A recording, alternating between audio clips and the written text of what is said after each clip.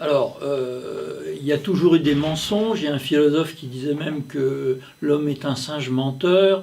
Il y a toujours eu des rumeurs, de la diffamation contre les hommes politiques. Il y a eu des bobards, hein, comme on disait il y a un siècle. Mais il y a eu une panique qui s'est produite à peu près au moment de l'élection américaine ou de ses primaires en 2007 autour du thème des fake news qui seraient donc des événements fabriqués, faussement rapportés, fausses déclarations de machin, faux incidents, fausses émeutes, photos retouchées ou ayant un titre faux. Alors, des exemples du matin que j'ai vus en venant dans le métro ici, ça serait des photos prises en Syrie, présentées comme prises d'un certain endroit à une certaine date, mais qui avait 2 ans d'ancienneté, ou une déclaration ou un lapsus qu'on aurait attribué à un ministre et que personne ne pourrait attester, qu'il n'aurait jamais prononcé.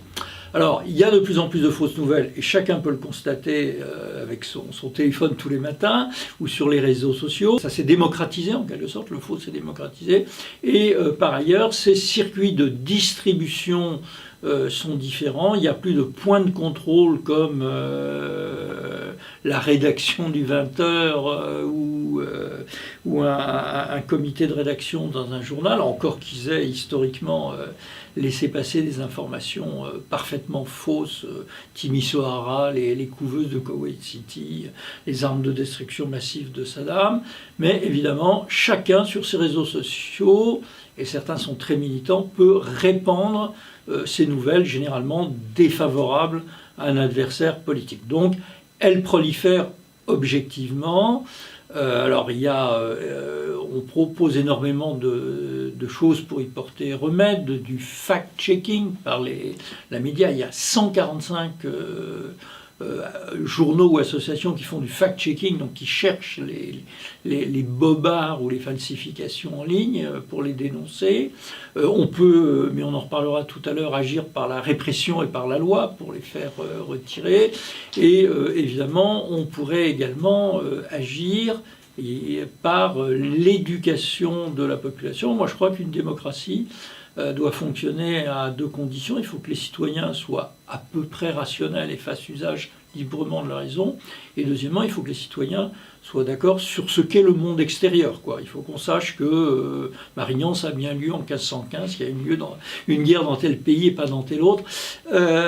Donc, il n'y a pas de démocratie sans un minimum d'esprit critique. Alors oui, quand je dis la guerre des véridiques et des contestataires, je le dis évidemment avec beaucoup d'ironie. Oui, alors effectivement, il y a cet affrontement s'est manifesté notamment aux États-Unis, où on voit d'une part, on va dire, l'establishment, les experts, les médias classiques, mainstream, globalement les partisans d'Hillary Clinton, qui tendent de plus en plus à expliquer le triomphe de Trump par des fake news, des ragots, des rumeurs qui se seraient répandues pendant l'élection présidentielle. En face, dans le temps de Trump, il passe son temps à accuser les grands médias, les élites, les experts, etc., de répandre des fake news, de cacher la vérité, d'être partisan, d'être dans l'idéologie. Donc ce que je veux dire par là, c'est que toute société est divisée par des lignes de fracture idéologique qui correspondent à des intérêts, à des sociologies, à des cultures, etc.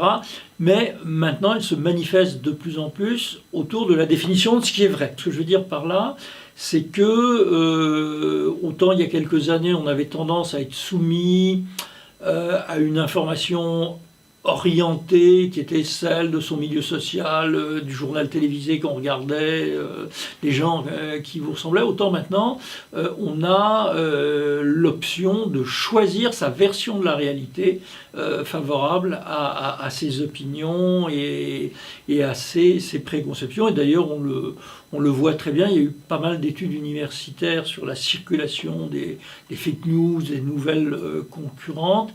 Et on s'aperçoit que c'est en fonction de ces options idéologiques qu'on va s'intéresser à un certain type d'informations, en devenir diffuseur à son tour, y croire ou pas, les mémoriser ou pas.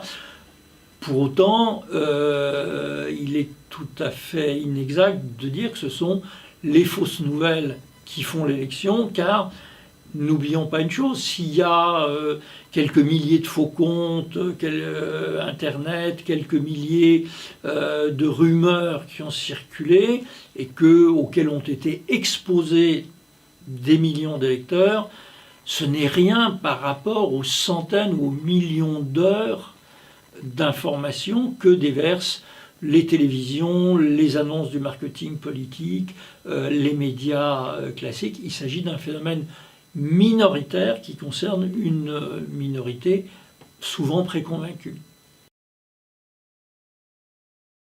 Alors, on voit se multiplier il y a une loi allemande, il va y avoir une loi en France, des lois qui visent à réguler les réseaux sociaux, pour lutter contre les fake news. Et souvent d'ailleurs on mêle avec les fake news les tentatives de propagande, les discours de haine, les discours discriminants, etc. Donc tout ce qui serait à la fois faux et méchant, si j'ose dire.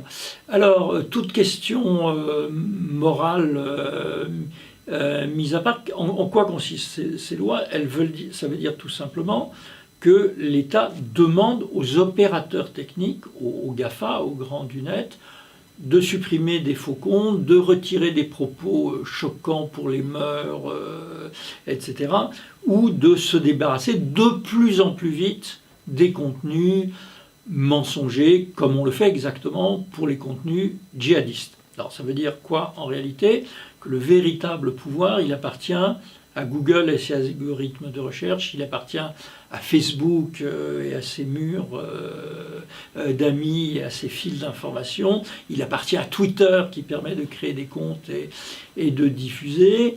Alors moi je suis très sceptique sur des lois anti-faux. D'abord, est-ce que c'est à l'État de nous dire ce qu'est la vérité ou pas, ou à un juge, surtout en situation de référé et très vite, quand il y a une accusation contre un homme politique, par exemple. Autre élément, en faisant ça, on va évidemment donner alors un alibi en béton au régime autoritaire.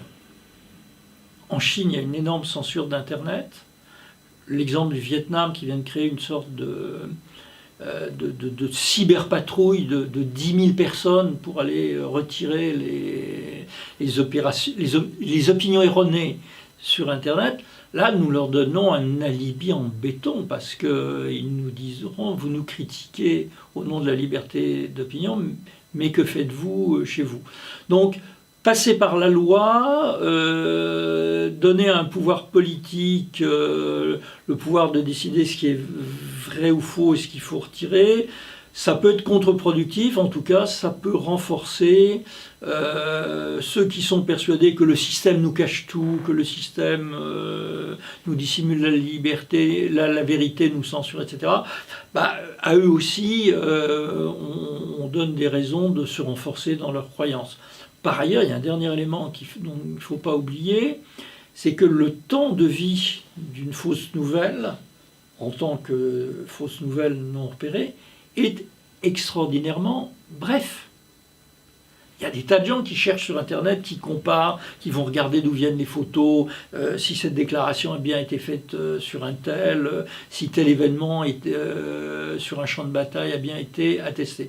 Donc les fausses nouvelles sont très vite repérées, contestées, ridiculisées. Il y a des tas de journaux qui font du fact-checking, il y a des tas d'associations, il y en a 143 je crois à travers le monde, qui passent leur temps à chercher le faux pour nous mettre en garde. Donc, d'une certaine façon, il est difficile d'être abusé très longtemps de bonne foi. Donc, on rentre dans un processus où, ces vérités concurrentes et idéologiquement très différentes sont disponibles et elles nous renvoient à nos propres responsabilités de citoyens.